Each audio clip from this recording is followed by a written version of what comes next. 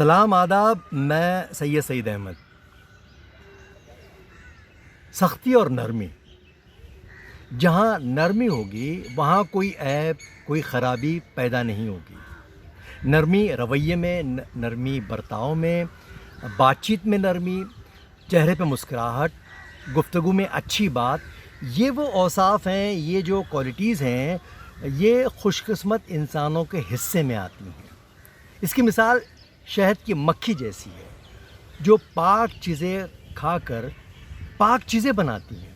وہ پھول پر بیٹھتی ہیں لیکن پھول کو توڑتی نہیں ہیں۔ نرمی سے اللہ تعالیٰ انسان کو وہ چیزیں دیتا ہے جو سختی سے نہیں ملتی۔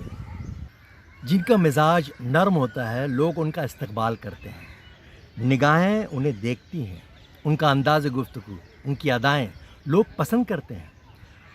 دوست بنانا ایک فن ہے۔ نرم طبیعت رکھنے والے اچھے لوگ اس سے اچھی طرح واقف ہیں۔ ان کا ایک نظریہ ہوتا ہے۔ انسان اپنے نظریے کو بدل کر ہی خود کی زندگی کو بہتر بنا سکتا ہے۔